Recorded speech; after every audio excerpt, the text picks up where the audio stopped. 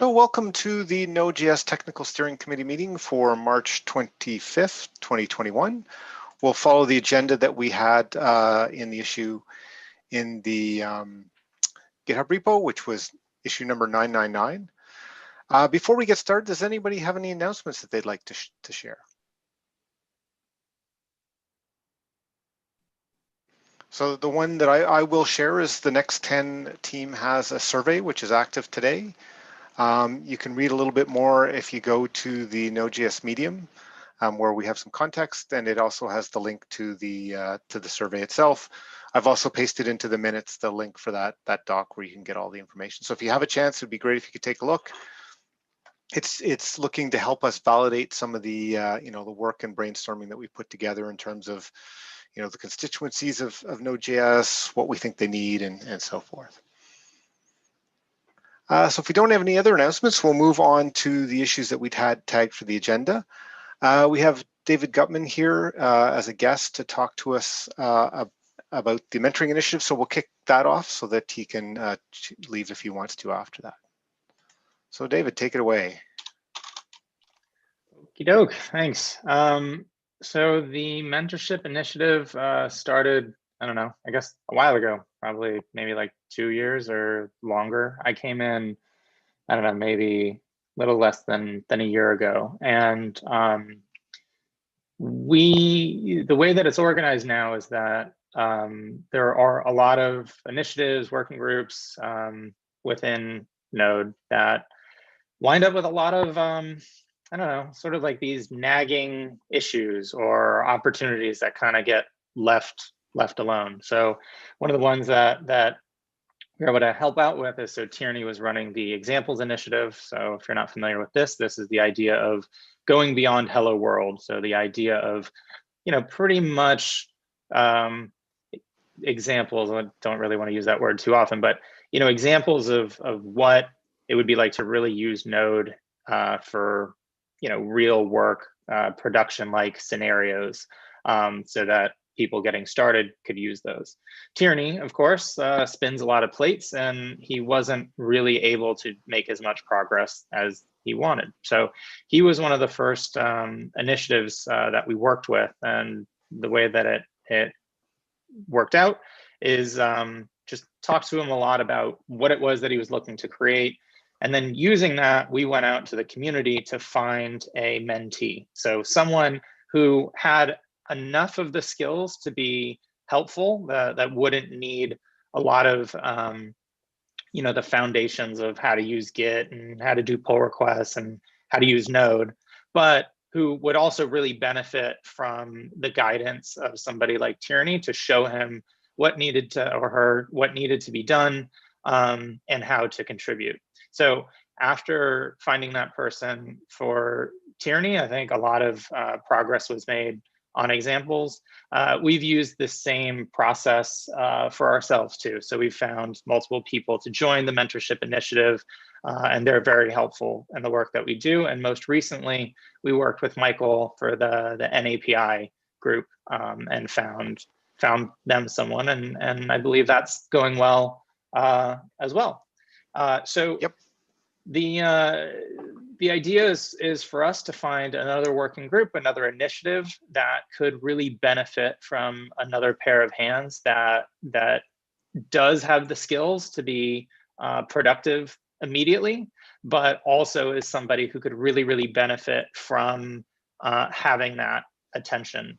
I know personally how much this matters. I remember a while ago in the mentorship initiative, this was before we switched up our approach, but the whole goal was to get people paired up with people to like contribute to Node core in some way, like actually land a pull request. And so I went through the experience myself trying to think like, all right, well, I've been using Node since 0.2. How hard can it be to land a pull request? And without like having Ben Coe actually give me like an hour and a half of his time on a Saturday to like run me through things, like I think it would have been really difficult. And so at the end of the day, what this really is, it's just combining somebody who doesn't really need a lot of that foundational attention. They are capable, they can do these things, and then matching that with an initiative or working group that actually needs things done and can really point them in the right direction and benefit from it. So where we are now is we just finished up with an API, and we have some bandwidth to provide this service for another group. Yeah, I'll just add a few things. Just having with David on the NAPI front is, I think it's important to sort of mention that this is a new approach that they're currently taking. It's less of the let's try and find a large number of mentees and a large number of mentors and match them, because that didn't work out. So it's much more targeted, and David's team has worked to spend a fair amount of time going through the people who are interested in being mentees and finding people who have the skills, as he mentioned, so that they're basically, they obviously will need some help and need to be, we need to bring them into a group that they can work with, but they'll have a number of skills. So for example, on the NAPI side, they look to see, did that person have basic C++ or C skills, right?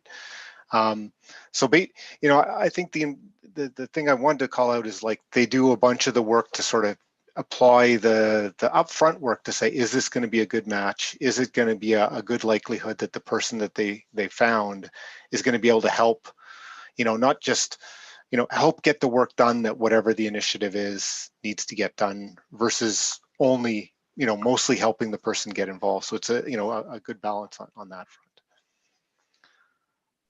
Yeah, I think you said one of the harder things for you was deciding between the three in the short list that we gave you. Yeah. And I think also the thing, my other perspective on the process is that the people had to show a fair amount of commitment and enthusiasm as well to go through the process, right? It wasn't just like, hey, I'm interested, I want to learn more, tell me, you help me how to learn.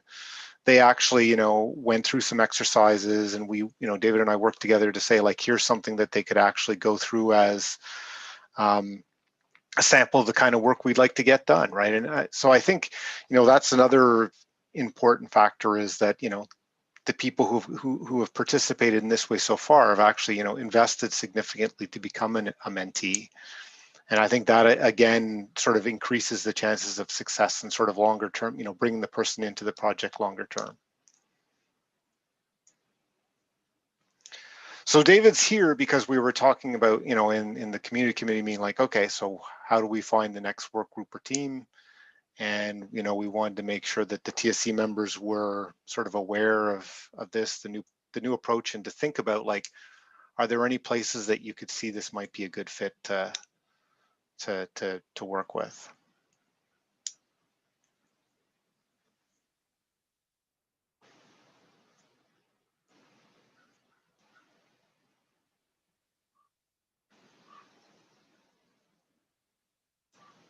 Any questions, or so go ahead. We should share this recording with, I mean, since there's only 1, 2, 3, 4, 5, 6, 7 TSC members, so about, like, roughly a third of the TSC is here. We should share. We should make sure to ask people to watch the recording. I think some of the people who aren't here may have suggestions, comments, want to be involved, that sort of thing. Yeah, no, I think that's a good idea. Definitely, here, if you can watch the recording from here to here, and if you have any ideas, would be we should definitely do that. So, I can see people don't have a ton of ideas necessarily off the top of their head, but, the main goal was to get you thinking, and, you can reach out to David if you do have a good suggestion to make in terms of, like, a team or a group you think that might be a good fit. Yeah, and I can also, if anyone has any questions about the process or how it works, that might also be useful in the recording for future people watching it. Now is also a good time.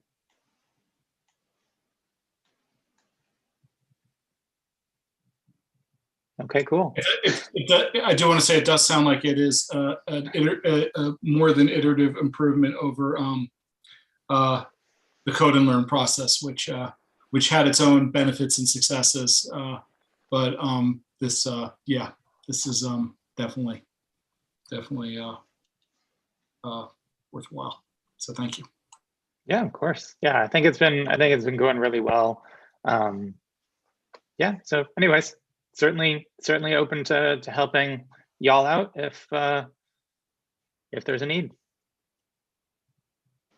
Okay. Well, thanks, David, for coming and spending the time, and we'll move on to the next issue. Yeah, and I'll definitely be thinking about this. So thank you again. Okay, awesome. Great to hear. All right, have a good one, everyone. Okay. Yep. Thank you very much. Talk to you later. Bye. Talk to you later.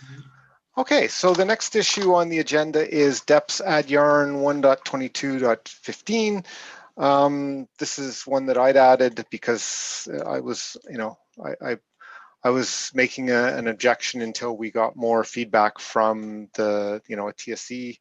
I think we've discussed it last time. The suggestion was that we should have, a survey to gather more information. We're kind of waiting on that somebody to volunteer to do that. I think, Rich, you also mentioned that you might, last time, that you might look at it as a way to move forward the RFC process as well. Bundling yarn is absolutely at the very, very, very top of my list of things to test an RFC process with. So yeah, okay. And I have been drafting an RFC process. If you look at my fork and look at the branch RFCs, you'll see what I have so far, which is not a whole, I expect the whole thing to probably be about 5 or 6 paragraphs of text. So I'll probably have something in the next week or so, and I'll reach out to I can't remember their name right now. I'm so sorry, but the yarn maintainer who wants to bundle it. Mail? I can't remember. Anyway. Yeah, it's mail. I probably pronounced it wrong, but okay, that sounds good. I think that would be good work on two very important fronts. So that's great. Anything else we should talk about on that before we move on?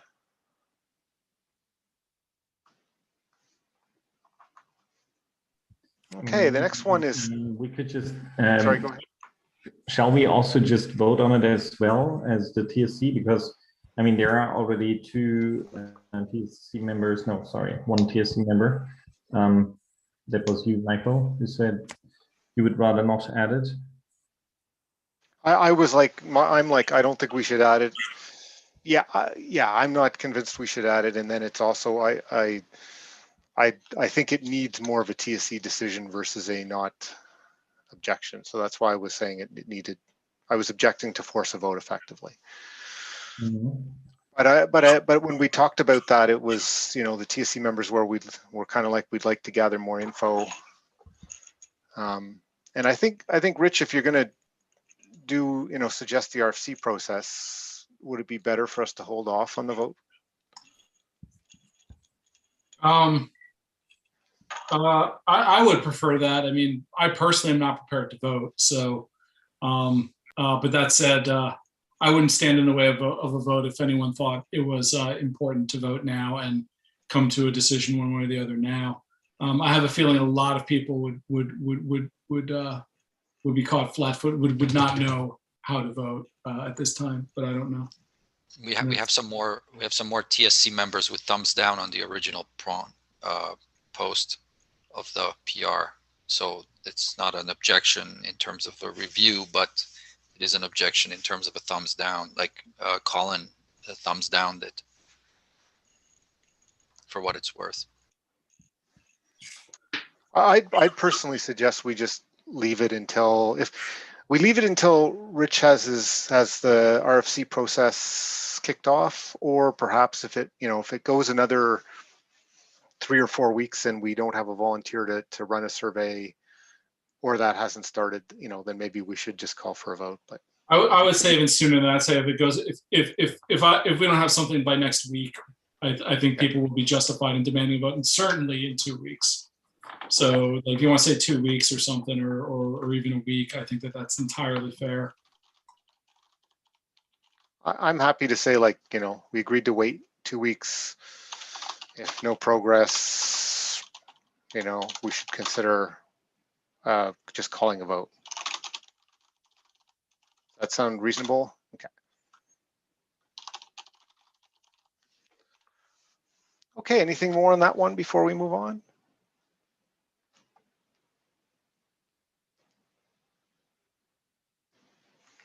Okay, so let's move on to the next one. TLS improve compliance with shutdown standards and remove hacks. I know last time Tobias volunteered to take a look at it. You want to give us a quick update? Sure. I took a look, and it really does involve quite a few issues, both in libuv and node.js. So the change itself looks good, but there is about 6 or 7 other issues and PRs that are relevant to this, and I can't really say that I get the full picture yet. So I've asked the author to provide a bit of additional input on the PR, and I don't think there's much we can discuss about it without James. Okay. So basically we should, you've asked for some more info and we'll wait till next time to see if we've made any more progress. Yep, and maybe James will have some time to take a look. Okay. Thank you for doing the work on that. I know it was I'm sure it No was worries. a time. Yeah. Yeah, I think any one of these ones where it's bound to be complicated, right, and take time to get into, which is why we're not progressing it. So yeah, definitely thanks. The next one is rename default branch from master domain or something similar. I don't know if there's too much to talk about. We've done a few more. I know last time, Tobias, you had a few questions. I don't know if they're still outstanding or we managed to answer them last time. I think we answered them all. Okay. Thanks. I didn't act on any of them though. Yeah, well, no, I just wanted to make sure that we'd covered them, so that's good. So I think this is just still a matter of, reminding people as we go each week that like this is something we want to move forward, and hopefully everybody making a little bit of progress by looking at 1 or 2 of them each week.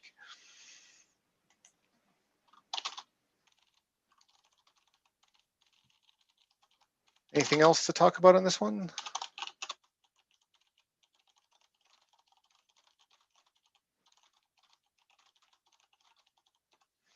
Okay, if not, let's move on to the next one. Charter Undici Working Group. This is number 975. It was added by Matteo, who I don't think is, well, who isn't here. I don't know if anybody else wants to talk to this one. There are a couple of looking goods, and I believe we can just progress and just by taking those votes, because there's no argument against it. That makes sense to me. I can see right now that there's already 5 TSC members with a +1, so I don't think that takes, like, and there's no objection, so it can probably just land, right? So in that case, I think I will take it off the agenda if everybody agrees.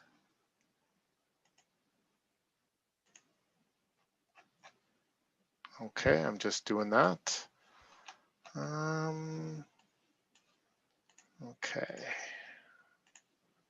Just give me 1 sec. Okay, so let's move on to the next issue then. Any interest in an RFC process? I think we've probably already covered that, but I don't know, Rich, if you have anything else you want to say. No, just that I am in fact, I did put about like an hour into it this week, which is an hour more than I did the week before, and I think I should have something next week, and I'd like to. I'm hoping that to give it a test run, even if it's not officially adopted, to sort of try to give it a test run to sort of prove its worth or lack thereof, and then hopefully get it adopted. So more soon. Thanks. Sounds good. Okay, the next one is the Apple Silicon Plan, number 886. So let me just open this up.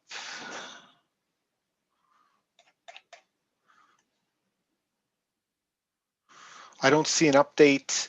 I can give just a few quick updates in that, I know it was discussed in the last build working group meeting. I learned in that meeting that actually my understanding of how it might work wasn't quite accurate. I think it's because what I was imagining actually works if you use all of the Apple tools, but our tool chain, we don't quite follow that through, so it's a little bit more complicated.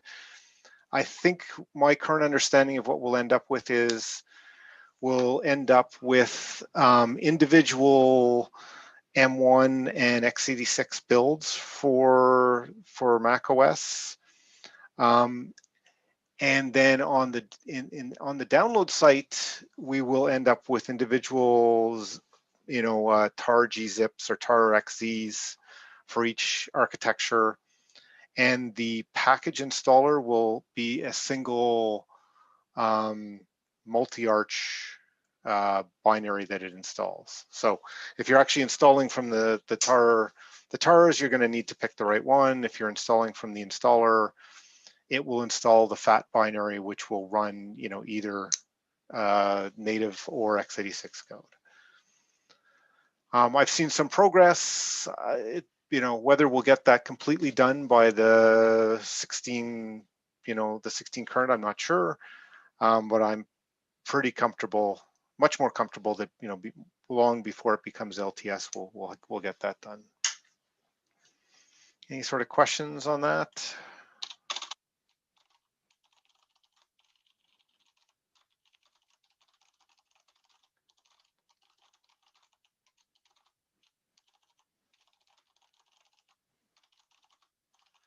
Okay, the next one is enable GitHub pages and subdomain for Inducci. This is number 590. Let's just open that one up.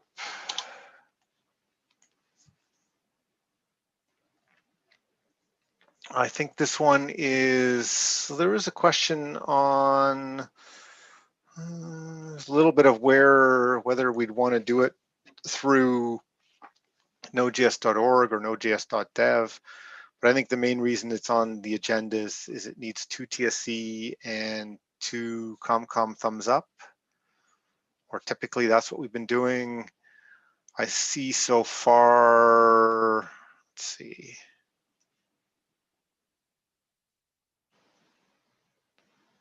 I see a couple of TSC members,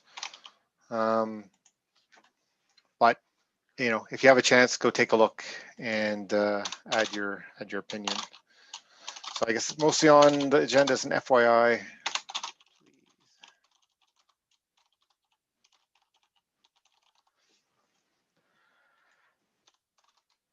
Any more on that before we move on? Okay, the next one is potential stagnation of open issues on H1 bounty program. The update on that is I have sent an email to the foundation staff just to vet the proposal that we've discussed. I re-pinged them earlier this week, and they're going to get back. They're going to check with legal to see if there's any concerns and get back to me, but we're still waiting on that.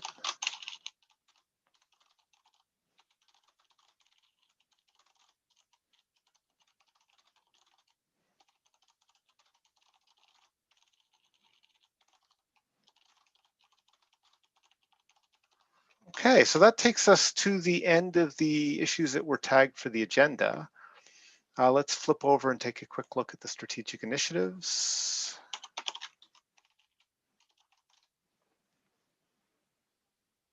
Just getting there. And we'll just go based on the ones that we have people here to talk to. So the first one on the list is build resources. I don't have an update on that one. The next one on future build chain. I don't know, Mary, if there's anything to report on that one.